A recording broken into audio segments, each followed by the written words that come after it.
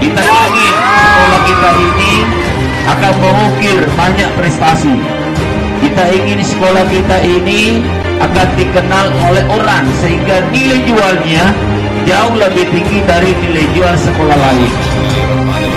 Assalamualaikum warahmatullahi wabarakatuh. Yang saya hormati Bapak dan Ibu tenaga pendidik dan kependidikan PT SMA Negeri 4 Wajo.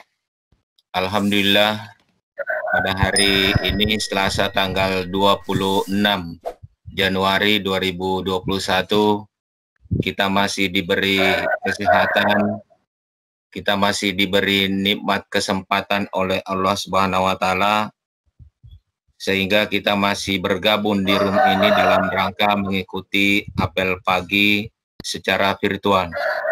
Kemudian salam dan taslim juga senantiasa kita kirimkan kepada junjungan kita Nabi besar Muhammad Sallallahu Alaihi Wasallam.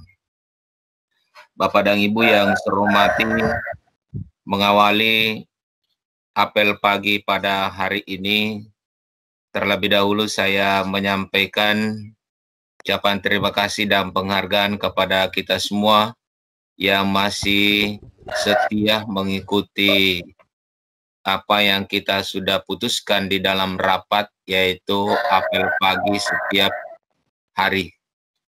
Terus terang Bapak dan Ibu, apa yang kita lakukan selama ini mulai dari semester ganjil kemarin, itu sudah mendapatkan banyak respon dari semua sekolah, sehingga mungkin Bapak dan Ibu akan banyak nanti sekolah-sekolah yang akan mencontoh apa yang sudah kita lakukan. Mudah-mudahan apa yang kita sudah lakukan ini bisa berlanjut terus, sehingga Bapak dan Ibu juga bisa banyak berkomunikasi, banyak bersilaturahmi dengan teman-teman yang lain.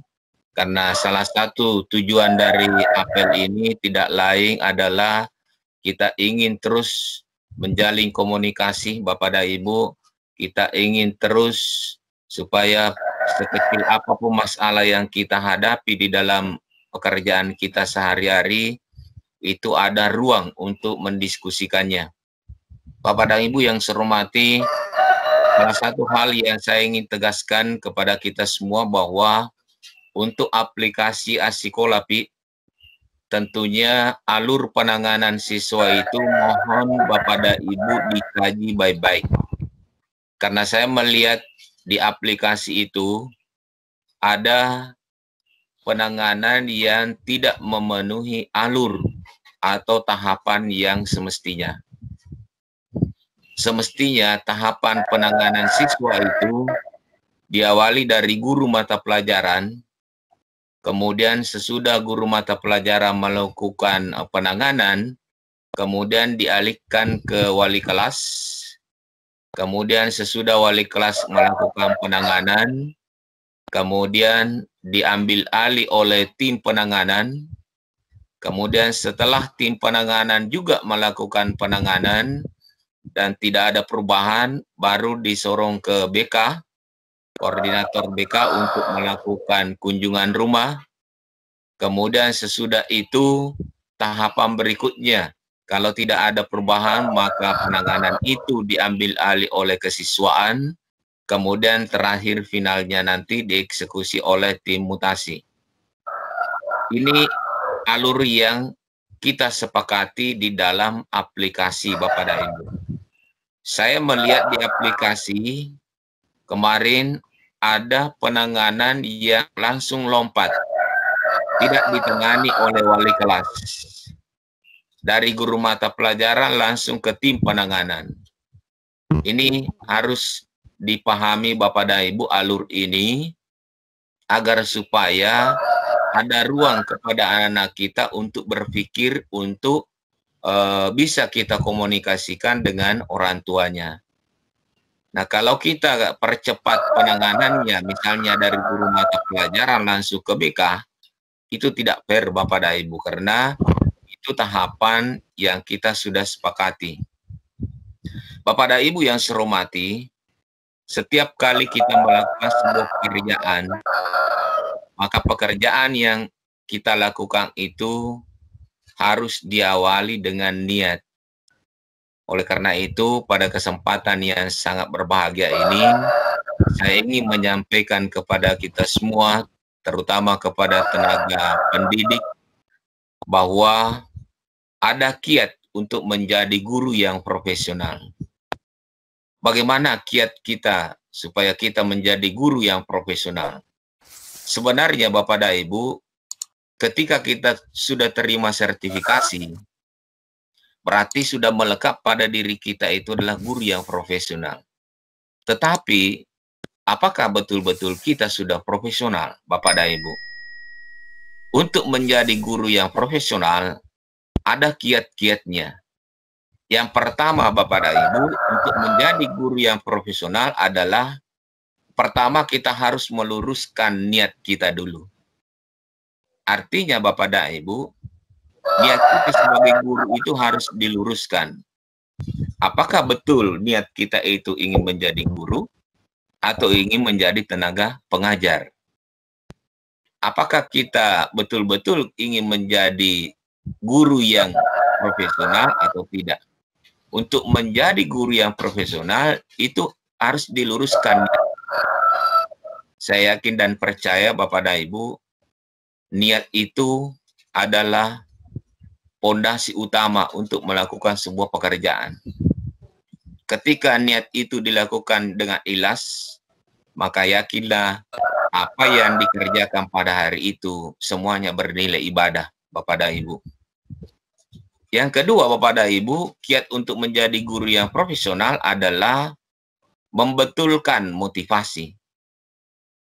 Jadi, motivasi sebenarnya sudah ada pada diri kita, motivasi sudah ada pada diri peserta didik, tetapi perlu dibetulkan. Jadi bukan membangkitkan motivasi, bukan menumbuhkan motivasi, bukan menciptakan motivasi, tetapi membetulkan motivasi. Itu harus dibedakan Bapak dan Ibu. Beda kalau kita mau membangkitkan motivasi dengan membetulkan motivasi. Ketika kita ingin membetulkan motivasi, berarti motivasi itu sudah ada pada diri kita. Tinggal kita betulkan. Oleh karena itu kita berprinsip Bapak dan Ibu. Prinsip yang harus kita lakukan, prinsip yang harus ditanamkan pada diri kita adalah lakukan apa yang kamu sukai. Dan sukai apa yang kamu lakukan. Jadi ketika itu prinsip melekat pada diri Bapak dan Ibu, berarti Bapak dan Ibu sudah membetulkan motivasi yang ada pada diri Bapak. Lakukan apa yang kamu sukai, dan sukai apa yang kamu lakukan. Artinya Bapak dan Ibu, kalau kita memasuki profesi sebagai guru, ada baiknya kita nilai apakah kita mencintai kegiatan mengajar atau tidak. Kalau Bapak dan Ibu menjadi guru tidak mencintai kegiatan mengajar, berarti betul-betul tidak membetulkan motivasi pada diri kita. Karena tugas dari guru adalah mengajar dan mendidik. Jadi saya sekali Bapak dan Ibu kalau ada di SMA 4, tenaga guru tidak mencintai kegiatan mengajar. Ketika ada jadwal mengajarnya, selalu ada perasaan was-was, selalu perasaan tidak enak. Biasa ada guru, kunarate waktu nama Pak Guru, toliro matok kuatina, tama si jaku. Tama si Kak Mama Pak Guru. Padahal memang sebagai guru harus mengajar Bapak dan Ibu. Kemudian yang ketiga Bapak dan Ibu adalah mempelajari materi ajar tanpa henti. Jadi karena kita adalah guru yang profesional, jangan pernah berhenti untuk belajar Bapak dan Ibu. Karena belajar adalah bagian utama dari profesi kita. Alangkah mirisnya kalau siswa duluan mengetahui materi yang akan diajarkan ketimbang guru. Miris sekali Bapak dan Ibu. Siswa sudah mempelajari 2 tahun yang lalu materi itu, baru kita mau ajarkan. Nah, ini ya biasa terjadi di kota-kota besar, Bapak dan Ibu. Siswa sudah mendapatkan di internet, sudah mendapatkan di Google materi itu, sementara kita berapi-api menjelaskan. Padahal siswa sudah paham, Bapak dan Ibu. Ini yang perlu diperhatikan. Kemudian yang keempat, untuk menjadi guru yang profesional adalah menerapkan materi ajar itu dalam kehidupan sehari-hari. Apakah Bapak dan Ibu sudah sekian tahun kita mengajar, sudah menerapkan materi ajar itu dalam kehidupan kita? Saya berikan contoh. Misalnya kita sebagai guru PKN selalu mendengung-dengungkan materi tentang kejujuran. Selalu mendengung-dengungkan materi tentang bagaimana karakter yang baik itu. Sementara kita tidak pernah jujur, Bapak dan Ibu. Jadi ketika kita mengajarkan kepada anak didik kita bahwa jujur itu adalah bagus, karakter yang bagus, maka kita dululah yang akan mengaplikasikan dalam kehidupan kita. Itu yang perlu Bapak dan Ibu diperhatikan. Menerapkan materi ajar dalam kehidupan sehari-hari. Contoh yang lain Bapak dan Ibu. Seringkali ada guru, misalnya guru olahraga, diajarkan tentang senam.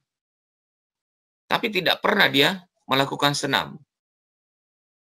Dia tidak pernah atau tidak bisa melakukan senam. Dia hanya menerangkan saja, begini caranya, begini caranya. Tetapi tidak pernah dia bisa praktekkan. Guru bahasa Indonesia, dia selalu mengajarkan penggunaan bahasa Indonesia yang baik dan benar. Tapi ketika dia berbahasa, kacau bahasanya. Tidak bisa menggunakan bahasa Indonesia yang benar. Menurut kaidah, tidak bisa menggunakan bahasa Indonesia yang baik. Menurut situasi. Bapak dan Ibu yang saya hormati, kiat berikutnya untuk menjadi guru yang profesional adalah mempelajari metode mengajar yang efektif. Kita sebagai guru harus kaya dengan metode, Bapak dan Ibu. Ketika kita melihat sebuah materi, maka harus ada di dalam benak kita metode apa yang cocok untuk materi ini, sehingga siswa mudah untuk memahami. Siswa mudah untuk menangkap materi itu. Jangan Bapak dan Ibu sebagai guru, hanya satu metode yang Bapak dan Ibu kuasai. Mulai dari tahun 20-an, Bapak dan Ibu mengajar sampai detik ini metode ceramah terus. Satu saja metode. Sehingga tidak ada pengembangan. Yang namanya profesional, Bapak dan Ibu harus mengembangkan diri. Harus mengembangkan karir. Bapak dan Ibu yang saya hormati, untuk mempelajari metode yang efektif, Bapak dan Ibu, harus kita pelajari situasi. Situasi anak didik kita, situasi materi yang kita ajarkan, kemudian karakter dari anak didik kita. Apakah metode itu cocok atau tidak? Sehingga ketika jam-jam misalnya jam-jam sudah sore, jangan pernah melakukan metode-metode ceramah karena pasti siswa kita tidur semua. Tapi bagaimana kita meramu metode itu sehingga ada kegiatan, ada kelas yang bergerak.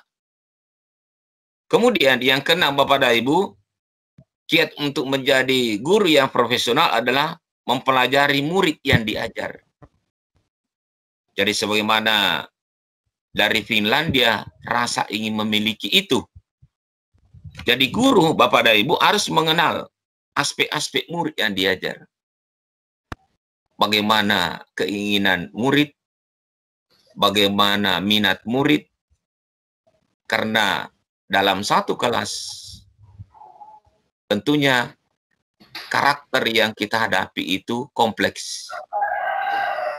Mungkin ada siswa ketika sudah dijelaskan sedikit dia sudah paham. Tapi ada siswa sudah berkali-kali disampaikan, dia tidak paham. Sama dengan kita sebagai guru Bapak dan Ibu. Maaf nih tuli padang.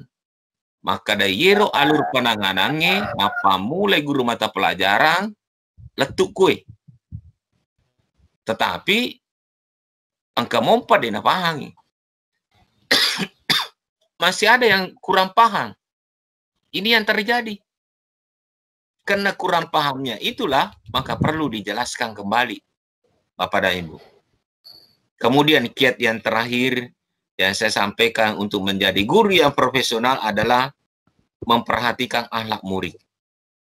Jadi kita sebagai guru yang profesional senantiasa memantau akhlak dari murid kita.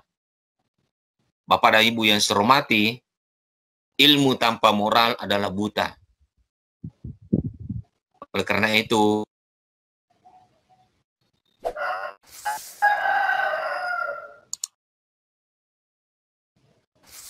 generasi yang tidak memiliki moral di dalam dunia pendidikan adalah generasi penghancur negara. Saya kira itulah harapan saya pada Ibu. Lebih dan kurangnya mohon dimaafkan. Assalamualaikum warahmatullahi wabarakatuh. Marilah kita teruskan perjuangan ini sampai ke ujung-ujungnya.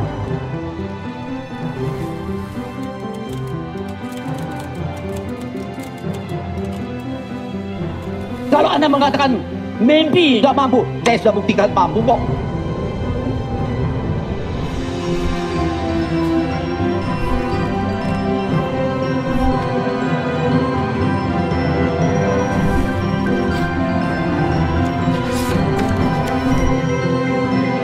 Inilah semangat baru kami. Berani, belajar, berubah. Belajar memang tidak selalu mudah. Tapi ini saatnya kita berinovasi. Ini saatnya kita bereksperimentasi. Inilah saatnya kita mendengarkan hati nurani kita dan belajar dari COVID-19. Agar kita menjadi masyarakat dan bangsa yang lebih baik di masa depan.